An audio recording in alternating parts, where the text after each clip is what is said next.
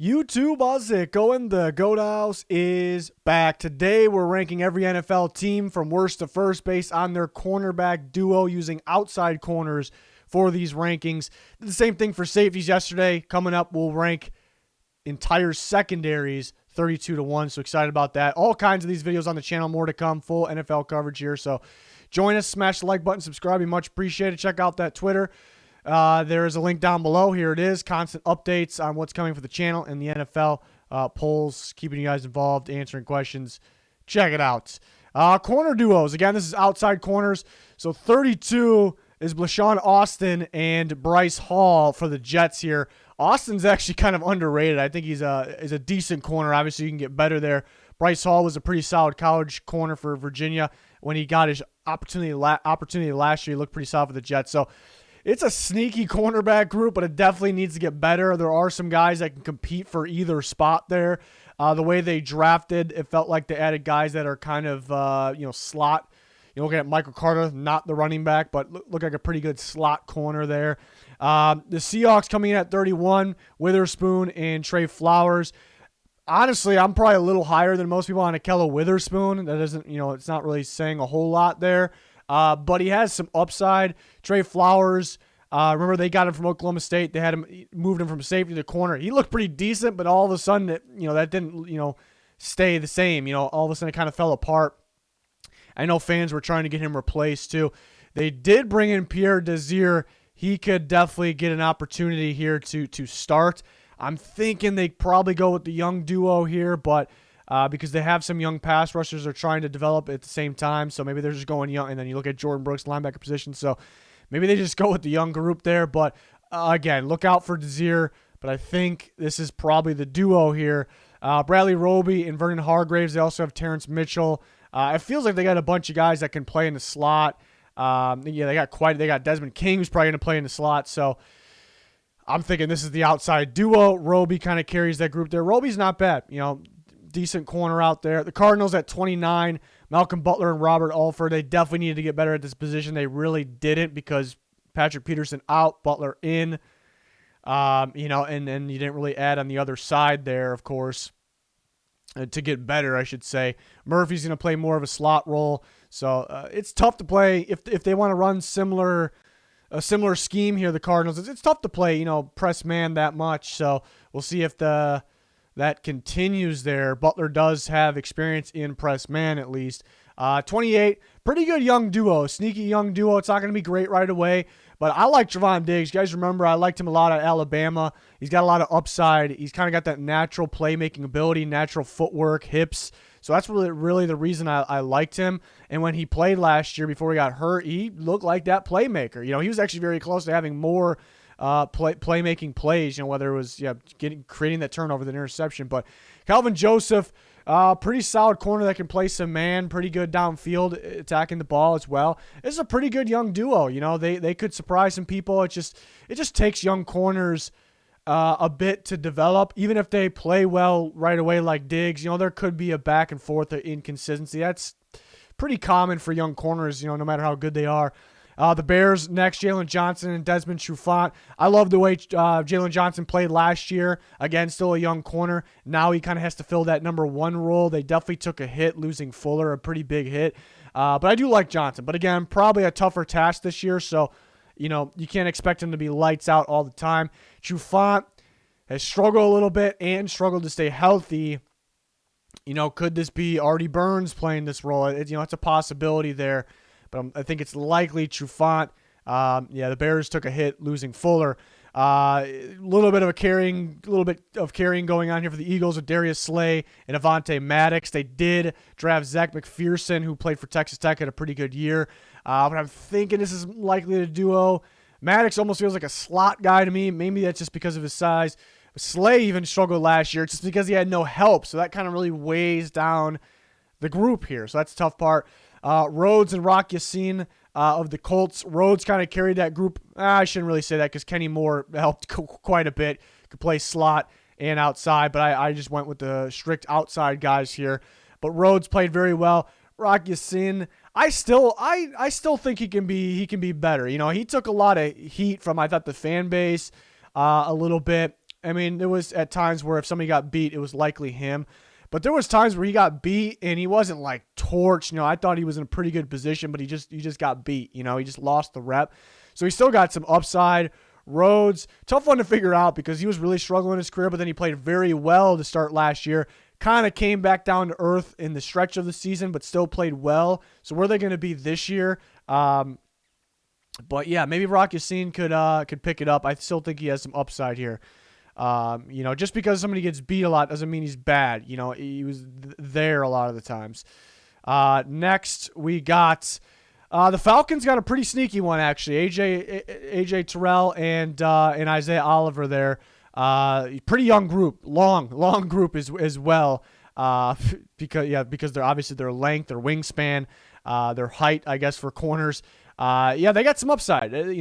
Terrell looked pretty impressive to me last year. In the second half of the season, he impressed me. I thought he would struggle the whole year.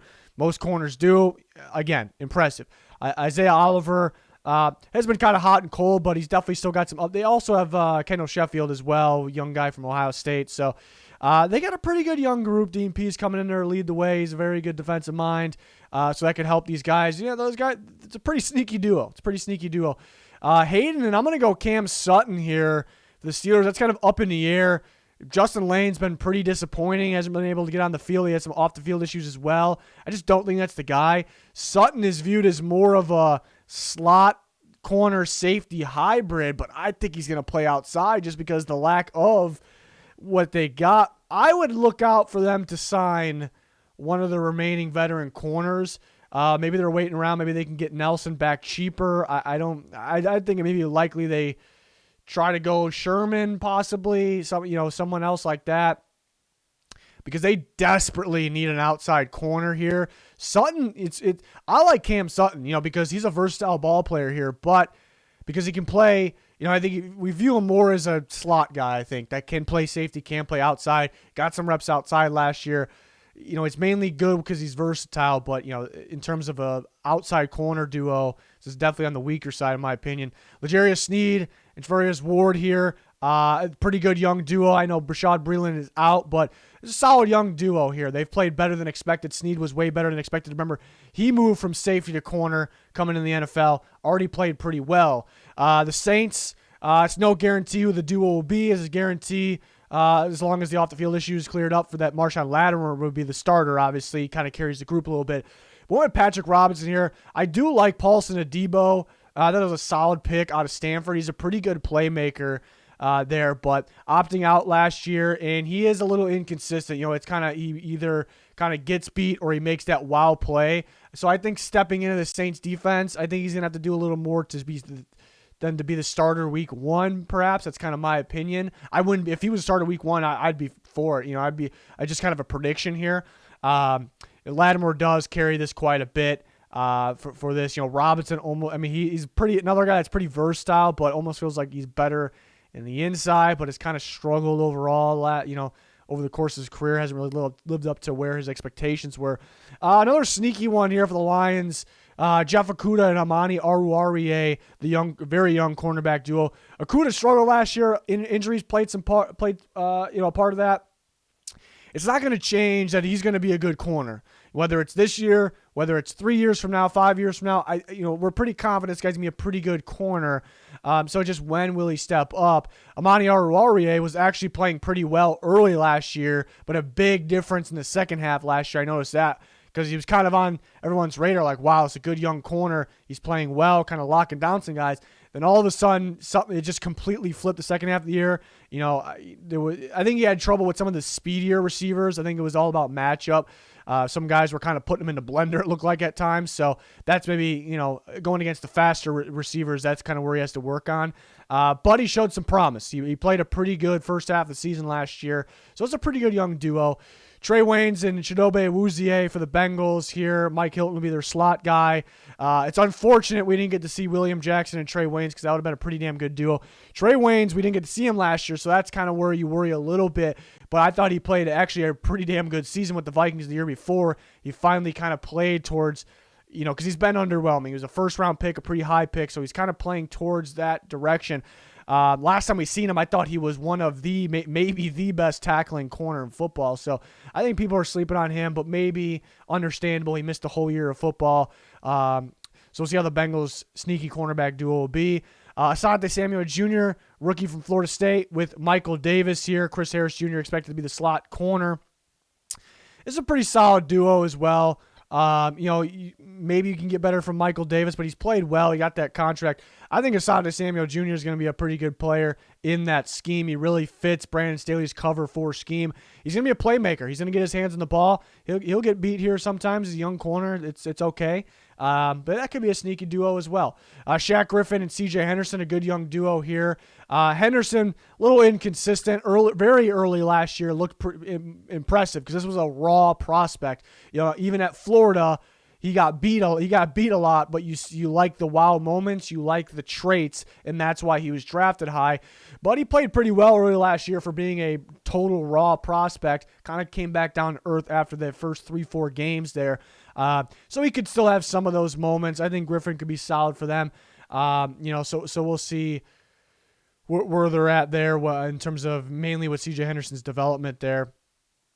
Next, we got top 16. I got the Panthers at 16, J.C. Horn and Dante Jackson. It sounds like the Panthers will shift a little more towards man coverage, which was not what they ran last year. So that is questionable how the rest of the guys will play, but J.C. Horn is going to play very well in that scheme. He's going to play well. So I do like J.C. Horn in man reps, obviously. He could struggle early on, maybe with the speedy receivers or in zone coverage. It's not a big deal. Dante Jackson is their speed corner there. He's the guy that's able to run with the speedsters on the sideline. It's a pretty good young duo as well. The Titans add 2 new corners. They add Janoris Jenkins, who at one point we thought was on a major decline, but then all of a sudden picked it up. Was that because he was on the Saints, where it seems like corners play pretty well? Or is he still balling out? So we'll see how he is on the Tennessee Titans. They'll run a similar scheme there, so that's good. And they had Caleb Farley, who, take away the injury concern, is extremely, extremely talented, but he does have major injury concerns, so we'll see if that works out for them. But that could be a good duo as well. 49ers, Jason Verrett, very solid corner. Attacks the ball very well. The footwork is ridiculous. Just got to stay healthy. And Emmanuel Mosley, actually a little on the underrated side there. Even that year in the Super Bowl run, is almost like his own team underrated him because they were just insisting on Witherspoon, who did have upside, but they were insisting on him to start when Mosley was just clearly playing better. But Verrett Mosley, it's not the biggest name. I guess Verrett's somewhat of a big name, but not the biggest names, and they're pretty solid if they're healthy. Denzel Ward and Greg Newsome, the rookie corner from Northwestern, had a really good year last year. Very small sample size. I guess the concern with him is the durability. Never had, or last year didn't have a major injury concern, but can he stay on the field full time? They do have Greedy Williams. I think they drafted Newsome for a reason. I think pretty similar to Denzel Ward, actually. I think they're very similar corners. But Ward maybe has to carry a little bit early on, but good enough to be number 13 here. Next group of guys, the Raiders surprisingly making the top 12. Casey Hayward, it helps that you add that veteran corner that was once maybe top-tier elite in football. Also fits Gus Bradley's scheme. He's played for him, but he's going to run a cover 3 scheme. That's what Hayward's great at.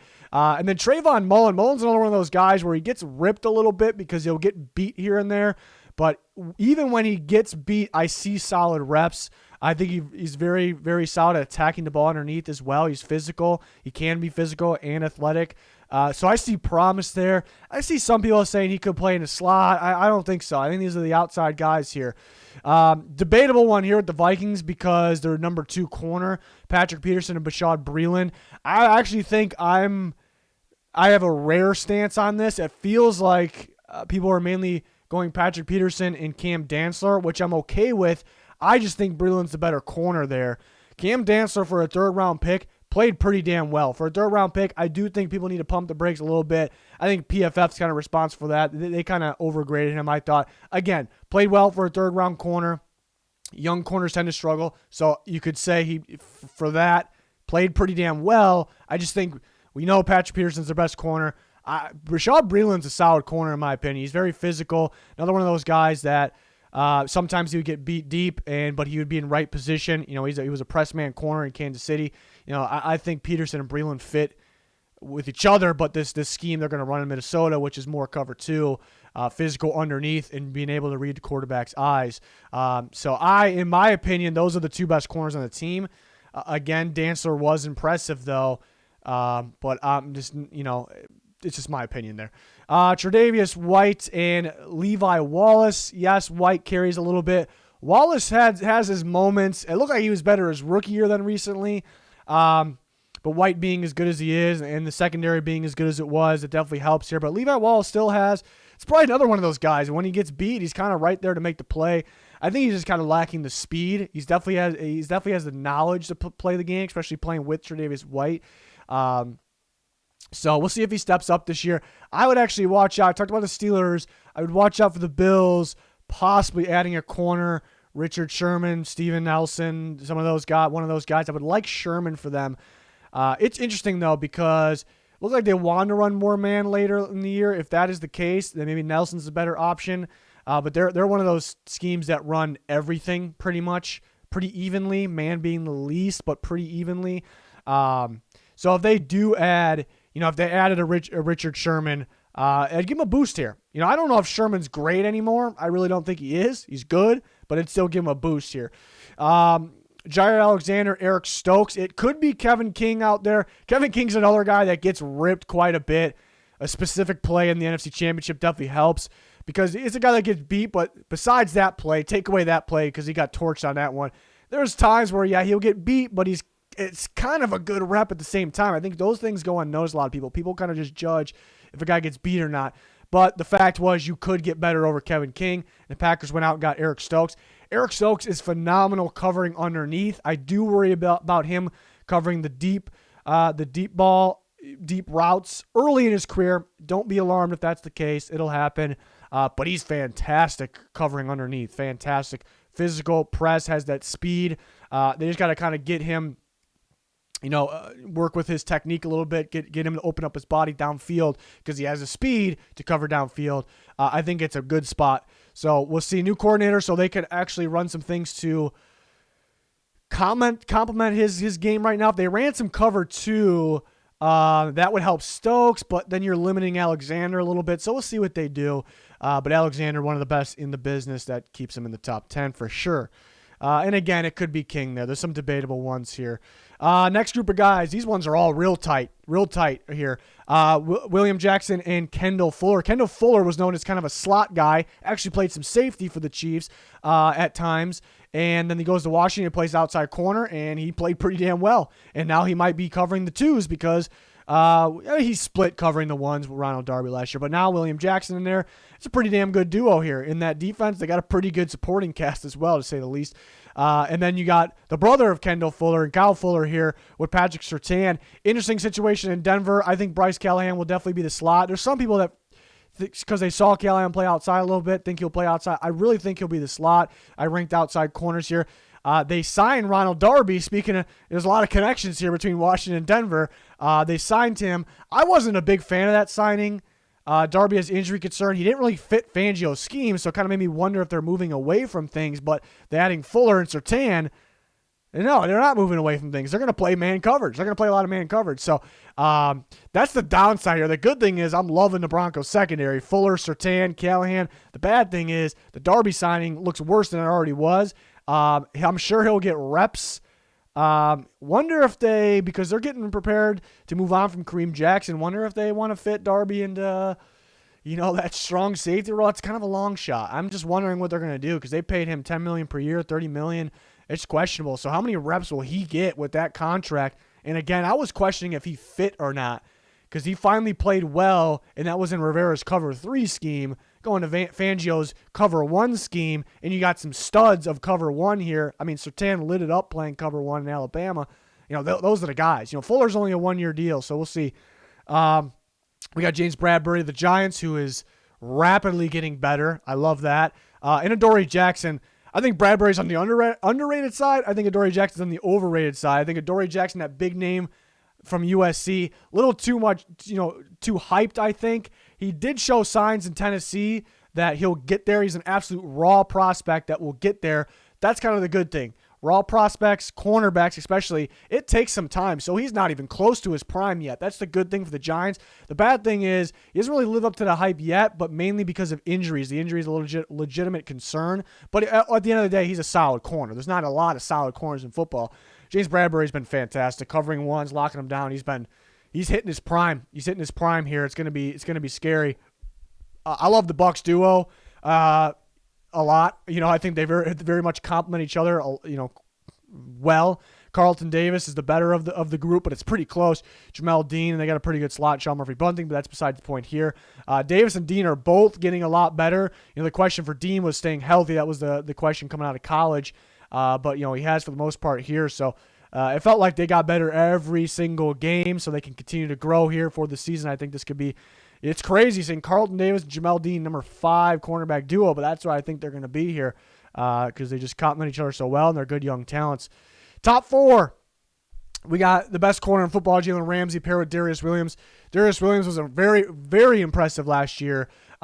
He wasn't getting an insane amount of reps until it felt like the Rams figured out that he was pretty good. So full-time go this year. Let's see if his play stays the same and helps as Jalen Ramsey on the other side. Maybe a little carrying from Ramsey, but still good corners here. Patriots at 3, Stephon Gilmore and J.C. Jackson. They're very close to being it's pretty much a no-brainer that Humphrey and Peters is 1, but yeah, these guys are number 1 caliber, worthy, I suppose. But Gilmore, just 2 years ago, best corner in football, so he can get back there. Had some injuries pop up. He's still rehabbing, wants a contract. J.C. Jackson, he's a big-time playmaker. It's kind of, he could get beat at times. He makes that big-time clutch play, or he could let somebody beat him up a little bit, get behind him a little bit. We saw that surprisingly in the Jets game, I remember, but there was a few games. But very solid corners. J.C. Jackson could actually be getting better if Gilmore stays healthy. He could look like the best corner in football again. I'm going Howard and Jones here with the Dolphins at 2. It's a very good one. Xavier Howard is maybe the best playmaking corner in football. Byron Jones, remember, he was a safety not that long ago. As soon as he stepped in that corner, lit it up. He's only getting better. Another year to grow. With a guy like Howard here in the Dolphins group, could get better, actually. So that's my number 2. And then number 1, again, to me, it's a no-brainer. Marlon Humphrey and Marcus Peters, ridiculous cornerback duo. I talk about it all the time. To me, there's some people that believe corner is the most important position on defense. I am not with that statement. It's just pass rush, whether it's interior or off the edge, is the most important. But if you look at how the Ravens run their defense, the most important position is cornerback for them. That defense needs a top-tier cornerback duo or it's a bust. That's really what it is. A lot of cover 0, a lot of leaving the corners in cover 1 as well. A lot of leaving the corners on an island by themselves. Safeties in the box, blitzing the safeties, blitzing the inside linebackers. The edge rushers will help in coverage, but that's only dropping to the flat and giving what they can do. I just knocked over my water bottle. I think what these guys the task that they have to do out there is extremely difficult, more difficult than. There's probably teams that are pretty even, but there's no one has a harder job than these guys, and they do it at a very, very high level. So I love this cornerback duo. The Ravens, that defense would struggle a bit, if they didn't have these guys, really. It's known as a very good defense. Starts with these guys. Marlon Humphrey's actually getting better. This is kind of a track star guy, athletic guy coming out of Alabama. He added so much physicality to his game. He's a lockdown guy, can go to either side of the field. It does anything you ask him. He come up and tackle. Forcing fumbles like crazy as well. Marcus Peters is one of the best playmaking corners of the last decade, perhaps. He's so good at reading the quarterback and the receiver at the same time. There's so many corners. It's such a hard position to play. So many corners that are they have to be locked in with the receiver. I got to follow the receiver everywhere, or there's corners that they're reading the quarterback and they kind of lose track of the receiver. Peters does both better than anybody, really. He's just such a phenomenal playmaking talent back there. So these guys complement each other so well, and this right here is the Baltimore Ravens defense. They got all their ball players, don't get me wrong, but this is the defense. So I'm excited to see. I'm excited to see where Humphrey can take his game because if he gets any better, which he could, because cornerbacks, again, they actually take a while to get to their prime. Scary to think about there. So I don't want to say by far the best duo because there's other ones that are just fantastic, but it's just a dominant duo, especially given what they're asked of there. So big fan of that group for sure. Let me know your guys' thoughts on your rankings, my cornerback duos, whatever. Any thoughts in the comments? Ranking entire secondaries next. That's going to be a lot of fun. We're going to do 32 to 1. And yeah, all kinds of these rankings, predictions on the channel. More to come. Please like, subscribe. You much appreciate it. It's going to do it. Thanks for watching. Goodbye.